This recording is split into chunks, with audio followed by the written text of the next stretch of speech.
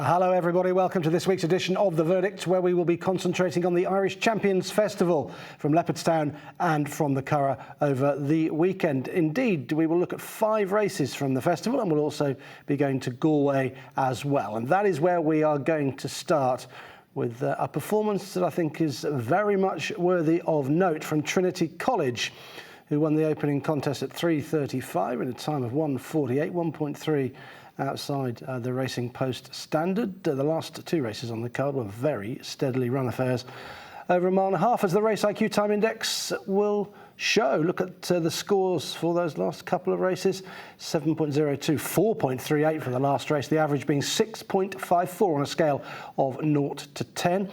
These figures compiled as against the time achieved, and comparing that time with what historically horses have achieved in races of the class that were run at Galway on Tuesday. 7.67 for this horse, who's going to go under the radar, I think, Trinity College. Let's look and see how he achieved such a good time, the best time on the card.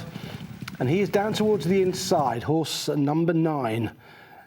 And Wayne Lordan takes him forward at this stage. Second, Minella Boss.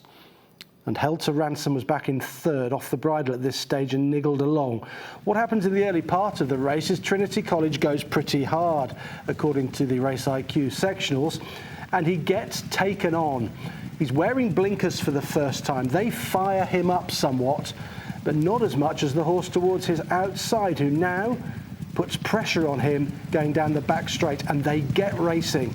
And at this stage, you perhaps would have thought that they are going to cut each other's throats. Well, what in fact happens is that Trinity College keeps going and going and going up the hill at Galway once they've turned in.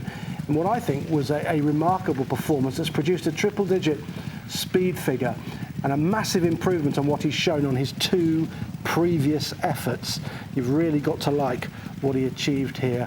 They steadied a little bit round the bend, according to the sectionals, but then he forges away up the home straight. His fastest furlong was early in the race. That's how quick they were going when they took each other on up front at 11.83. That was the quickest furlong in the race, that second furlong, telling us how quick they went early on. But it's the last part of the race where he's impressive. He doesn't quicken, he doesn't have a bright turn of foot, but he outstays his rivals. He gallops them into submission. Look at him go now up the hill. You wouldn't have thought he'd have enough petrol left after being taken on in the early part of the race and using up energy as he was keen in the blinkers. But watch him just surge further and further clear to win by 12 lengths. You don't often see that now. This race might not be that strong, but it's the time that he achieved, the best time on the day, and this 8th furlong of 12.68, whilst not particularly quick, that's uphill, and it's way quicker than the rest of his rivals in this race. He has absolutely thrashed them. I'm not saying that they are particularly good, but he is. There's his finishing speed percentage, 99.4. So he's been rated pretty evenly by Wayne Lordan through the race, who managed to get a breather into him on the home turn and then sent him up the hill for a win time of 1:48 dead. Race IQ part-time 1:49.99, so he's 1.99 under the Race IQ par. So the Race IQ par would have expected him to be almost 2 seconds slower than he actually was. This is a massive hidden effort, and I've got a theory about him. I think he'd be suited by the Rolly Mile at Newmarket. I don't know where he's going to go. He doesn't have any fancy entries, but the Rolly Mile, where it pays to be on the front end, it pays to be making the running, and I could see him running perhaps in a Group 3 or something like that at Newmarket and surging clear of his rivals, making all of the running. It really suits him, and he's getting better, this horse. Lovely pedigree by Dubawi. He had very good data in terms of his strides per second. He was much better than all of his rivals. And this is the summary of what he did. 11.83, that second furlong, the fastest. Look at all of them. They're all done the fastest furlong early in the race. He reached 38.78 miles an hour, so that was the quickest in the race. Again, that was in the second furlong. 12 lengths the winning margin, finishing speed percentage, bang on really from Wayne Lordan. He got it right, having been taken on early and gone hard in the early part. He was able to just save a bit round the bend and then go again. Trinity College, we had some superstars on show last week in Ireland. This fella might just go under the radar. I'd very much urge you to put Trinity College in your racing TV trackers. Let's move on to Irish Champions weekend then. We'll go to Leopardstown on Saturday afternoon. Some fantastic racing headlined by the success of Economics in the Irish Champions Stakes. Look at his time, 2.2 under Racing Post standard. The times were quick. The ground was definitely good to firm. That was a really good time from Economics, the best on the card, along with Fighter, who put up a very good performance in the 4:35 contest. We will have a look at Porta Fortuna and Economics. How did they figure on the Race IQ Time Index? We'll have a look at that. There's Porta Fortuna, 6.76. It wasn't that strongly run, but once again, she dazzled with her turn of foot. She's very speedy, and you can see 9.96 for the very strongly run Irish Champions Stakes, won by Economics, well above the average for the day of 8.9. It's a good average, and I think that reflects the quality of the card on Saturday afternoon. So we'll have a look at the Matron. We'll have a look at Porta Fortuna's success. Remember, she featured on the verdict when she won last time, and she won at Newmarket, taking the Falmouth Stakes in such good style. All drawn towards the outside. Winner coming from 8, second from 7, the third from stall number 9. Porta Fortuna, Fallen Angel and Soprano. So how did this race unfold? Well, Fallen Angel went forward in the early part of it, was keen to go forward and possibly try and get loose on the lead. However, Soprano, who is often held up and can be slowly away, forces the issue towards the outside and is very keen. She's doing way too much, and given that she was that keen, to finish third is a big effort from Soprano. She's clearly very talented. It's a lovely sit, though, for Porta Fortuna, just in behind the leaders. And I think the thing that earmarks her career thus far and her 4 Group 1 successes is her turn of foot. She really can quicken very well, this filly. They went hard, according to the Race IQ data, for the first 3 furlongs, and they steadied about now. Soprano settled down. James Doyle's trying to fill up on the lead, and they go round the bend in sections that could be described as slow or very slow. So they really have eased up. It's a bit of an OXO race, fast, slow, and then fast again at the finish. And that easing of the pace allows Fallen Angel and Soprano to still be there at the death. And there, stalking in behind, is Porta Fortuna, and she is about to quicken up. Her 7th furlong, 11.45 seconds. She's doing that now. Look, she's still really on the bridle. Fallen Angel head to one side. Soprano's been too keen. And here comes Porta Fortuna with that turn of foot, which surges her to the front. And she's able to come home in 24.07 seconds through the final couple of furlongs. The runner-up, 24.4, so she's much better than the runner-up. And the third, 24.45. But look further back if you want the big eye catcher from the race. It's Ylang Ylang for Ryan Moore and Aidan O'Brien, who runs on really strongly in the closing stages. And she has the fastest final 2 furlongs in the race of 23.97. But she couldn't catch Porta Fortuna because Porta Fortuna is sprinting home, 105.24%, the finishing speed percentage. So 5.24% quicker in the final couple of furlongs than the rest of the race. She's utilised her turn of foot. She's done an 11.45, having tracked the pace. Ylang Ylang, from further back, has run on really, really well. Fastest final 2 furlongs for Ylang Ylang. She surely wants further. She had the longest stride in the race as well, Ylang Ylang. She's had a little bit of a disappointing season, but this autumn might be her time, and I think they'll definitely step her up in trip next time. What of this filly in shot then? Porta Fortuna, 4 Group 1s now, and it's off to America she goes, to Del Mar, where she will take on the boys in the Breeders' Cup Mile. The filly and mare turf this year is over a mile 3 furlongs. That would stretch her stamina, so they're going for the mile, and they'll take on the boys. And she's got a good run style for America. She can sit handy off a strong gallop as she did here, and she's got a turn of foot that she can utilise in the home straight. She will run well, I fancy, in the Breeders' Cup Mile. And well done to Donica O'Brien, congratulated by Joseph there. Fantastic Group 1 success with Porta Fortuna.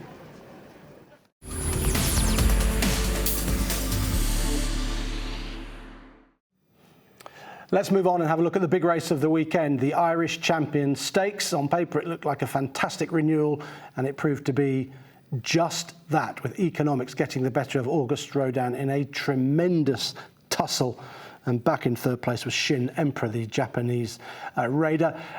This was a very strongly run Irish champion, courtesy of Luxembourg, who made the running and was fired straight to the front and gets there and goes a very strong tempo early on. He went just over 11 seconds for the second furlong, around about 11 and a half for the third, and then he's under 12 for the fourth. He really has rolled along, 11.03 for the second. That's how quickly they were going, with Ryan Moore and Tom Marquand sitting back in the field. Big White Face Economics, he's posted wide from his wide draw. Right upsides him, next door, is August Rodin with a white snip on his face, and they are tracking the other horse with the big white face, Shin Emperor, at this stage. Now, fine margins in top class sport matter an awful lot, and I think I've identified a fine margin here when we get to this 6 furlong pole. Ryan Moore, I think, wants to get between Economics and Shin Emperor. He wants to force Economics wide, 4 wide on the bend. He was upsides almost, Economics. Tom Marquand said no. He closed that gap, he got closer to the Japanese horse, and now look where Ryan is. From being about a length, 3/4 of a length behind, he's now dropped another half or 3/4 of a length further back, because Marquand would not let him come between horses and force him wide. And that is very subtle, it's very nuanced, but I think that's a real good bit of race riding from Tom Marquand, and it might well have won him the race. For August Rodin, he's only narrowly beaten and throws down a massive challenge. But he has to come from a little bit further back possibly than Ryan wanted because of what happened around about that 6 furlong pole. This was very strongly run with a fast second furlong of 11.03 and a 10th furlong, get this is slow, 12.85 for the winner. They're crawling out there, they're really tired. That's because they've gone so hard in the early part of the race. It's turned into a real grind. No horse with a sharp turn of foot. No way can they do that off the early fractions that were set here. And in the end, Economics gamely outbattles August Rodin, who's run a great race in second place. The finishing speed percentage, you might expect, under 100, 99.50, and that's courtesy of that very strong early gallop set by Luxembourg. Look widest of all, Los Angeles, he's flashed home quite well. He's quite impressive in what he did in the latter stages of the race, and that's a good little prep for the Prix de l'Arc de Triomphe, where he looks sure to run well. Japanese raiders run well too. They'll be very pleased with that. Shin Emperor, he was a bit keen early, but he runs on and he finishes back in third place. But they are grinding this out in the closing stages. The closing sectionals were slow. The last 3 furlongs could be rated as being slow as against par, but they were doing that because of the very fast early gallop. They sat off that, but then they got dueling quite a long way out. And that subtle move from Tom Marquand has possibly won him the Irish Champion Stakes. Is Economics a much better horse than August Rodin? I don't think so. I don't think there's much between them at all. It was just how the race panned out. It was just favoured Economics. Reverse rolls and have August Rodin a length up on Economics, then he might well have won, but Marquand just had a slightly better position turning for home, but they fought out a tremendous duel, a fantastic battle, and the overall time 5.35 seconds under the race IQ par. So this is a very good Group 1 contest and a really top performance from Economics, who's going to go to Ascot now, Kipco Champions Day for the big one, the Champion Stakes. August Rodin, well, he might go to the Japan Cup fast ground there. Would really suit him. Let's sum it all up with the Race IQ data. There is the finishing speed percentages, and all of them just about under 100. August Rodin just bang on par. Same for Los Angeles. 41.32 miles an hour. The Economics got to in the second furlong. Look at that second furlong once again, the fastest in the race, and that's telling us just how quickly they went early on, and that's why we got a bit of a slow motion finish. Economics was slowly away, 2.75 seconds to get to 20 miles an hour, so only 7th fastest out of the stalls. But Tom Marquand overcame that with a tactically very sound ride on Economics in what was a truly brilliant Irish champion. From Leopardstown on Saturday, let's go to the Curragh on Sunday, and we're going to have a look at 3 performances from there. Let's have a look at the times first of all. And rather like Leopardstown, we were dealing with really strong, fast times. Number of horses going under standard. Henalia was impressive. Bradsell, we'll have a look at him later. He was over half a second under the Racing Post standard, and Kyprios was under standard as well.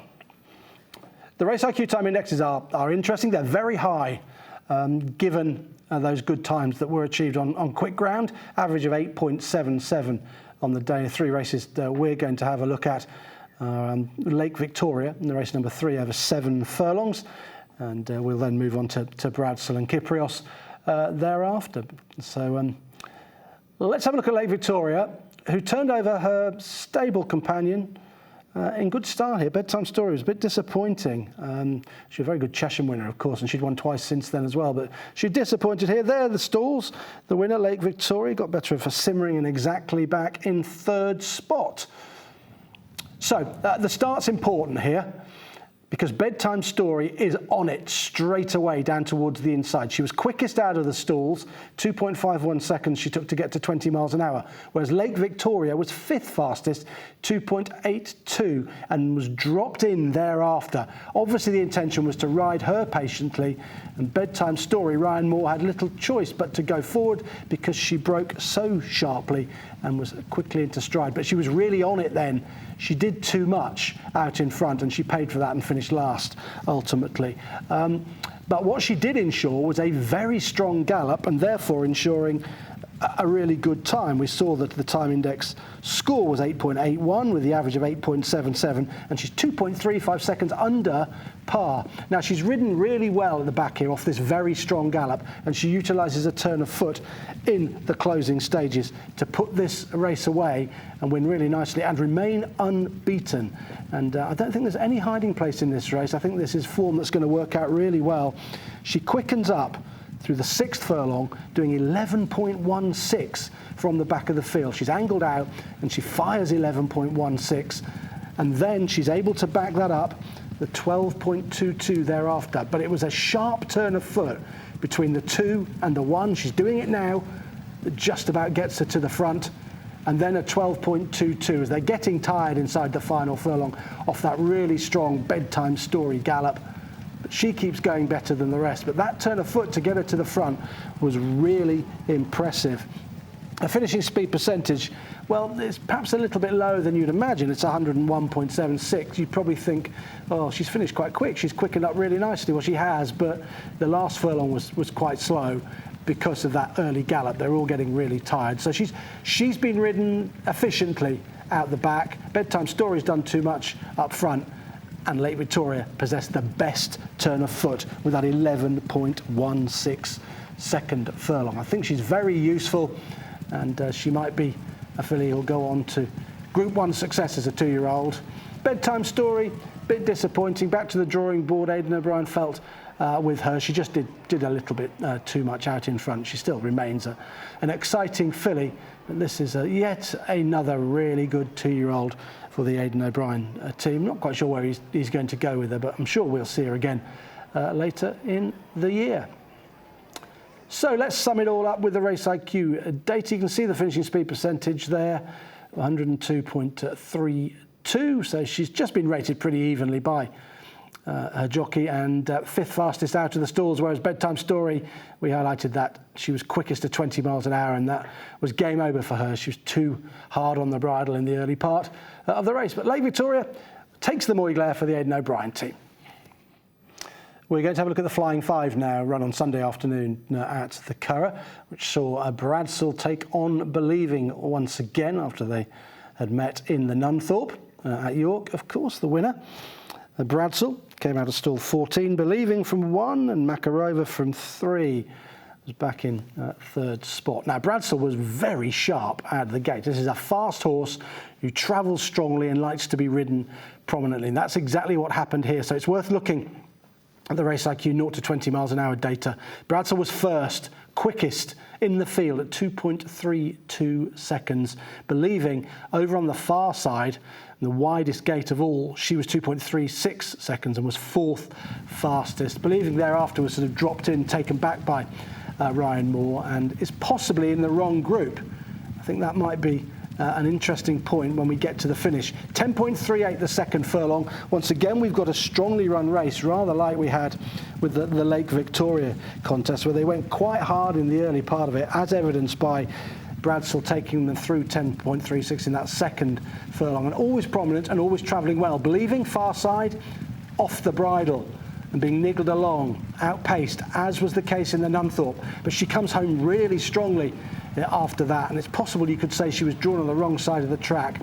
But whether she'd have beaten Bradsell, I don't really know, given how well Bradsell travelled through this contest and kept on all the way to the line, believing it's coming home quicker than Bradsell. 21.68 the final 2 furlongs, Bradsell 22.38, so a fair bit quicker, believing, through the final couple of furlongs. But Bradsell was away and gone, and then was hanging on a little bit through that final furlong, getting tired. Bradsell's final furlong rated by the Race IQ data as being slow. Finishing speed percentage just over 101, so Holly Doyle's got it just about right out in front on Bradsell, using this horse's speed to get a good position, to get an advantage over rivals towards the stand side, and then staying on quite well in the closing stages. Bit unlucky for believing. She was in the wrong part of the track in the Nunthorpe at York. It might have been the case here as well, but I don't think I'd be thinking that she can turn the form around if they met again. I think Bradsell might just be the better sprinter. Just got a higher cruising speed, just got more speed basically, and it's a very good win for the Archie Watson team. Well done to him, getting this horse back, winning the Nunthorpe, and now taking the Flying 5. And just a quick word for Desperate Hero, horse who I've followed all season. He was very slowly out of the gates, really slowly into stride, but he ran a big race. He went thereafter, he went to the front on the far side, and he finished back in 6th or 7th. He wasn't beaten very far, so he's one still to be interested in. What about the data, the Race IQ data? Well, the obvious thing is to say that Believing finished the race off quicker than Bradsell, but was just too far back, just got outpaced and doesn't have that raw speed that Bradsell's got, and that's indicated by 43.43 miles an hour. So Bradsell was able to run a mile an hour quicker than Believing was in any part of the race. And once again, very quick furlongs early on in the race, the second furlong for most horses being the quickest, but not Believing. You see, Believing, she only gets going halfway through a race, really. She takes a while to get rolling, and her fastest furlong was the 4th furlong, but Bradsell was away and gone by then. Let's move on and have a look at one of the best horses in training at the moment. It is Kyprios, who won the Irish Sun Ledger on Sunday afternoon, and winning this race for the second time.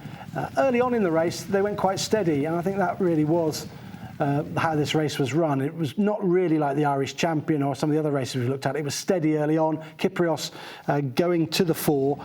Vauban was second. Giavolotto was back in 3rd place. Vauban was dropped out. Giavolotto, who at Newmarket had showed a lot of speed. He travelled well and quickened well. He's a stayer with a good turn of foot, but it just seems that whatever scenario Kyprios encounters, he's able to overcome what happens. This was not strongly run. He ended up with a really high finishing speed percentage, and that's because he was able to quicken up better than his rivals. So he's a stayer that's got just about everything. If they go on a strong gallop, that's fine.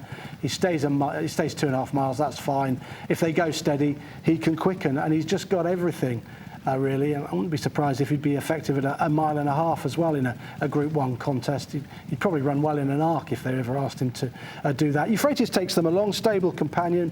As I said, it was just a modest gallop in the early part of the race. But what Ryan Moore does well, really, is that I think he's cognizant of the fact that they're going steady. The first 3 or 4 furlongs rated as slow, according to the Race IQ data. So he's handy enough, and he's going to be the first to strike for home. And Giavolotto and Vauban don't have the pace to go with him or to even run him down late on. And I'm not surprised they can't.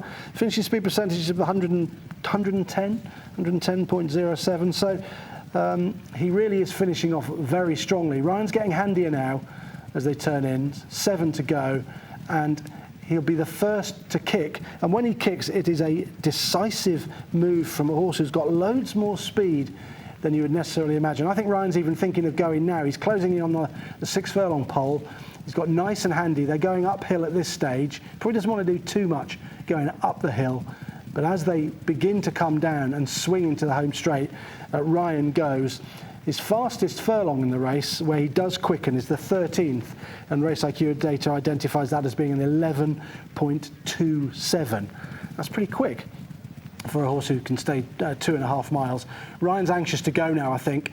I think he wants to be the first to strike for home and get on with it. He does that 11.27, and then Kyprios is able to back that up after that with a 12.03. So his last furlong's even, but that turn of foot from now is just way too much for his rivals. Giavolotto's going well in behind, and you think, well, he's going to lay down a fair challenge because he's got a good turn of foot as well.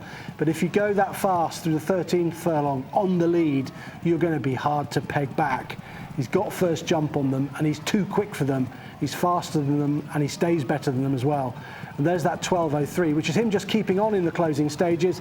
He can't back that quick furlong up with a sub-12, but that's because he only does just what he wants to do, just does enough. He's pricked his ears 50 yards from the line, and when you look at him pulling up, he doesn't look like he's done a tap.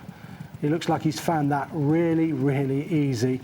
There's that finishing speed percentage I referred to. Race IQ data scientists have got a par for the mile 6 at the Curragh of 104.91, and he's 110.23. So he's finished off a lot quicker than you might have expected in this class of race over this trip on the ground that they encountered. So he's got everything, this horse. He's got speed, he stays, he doesn't do too much, he relaxes, he doesn't pull.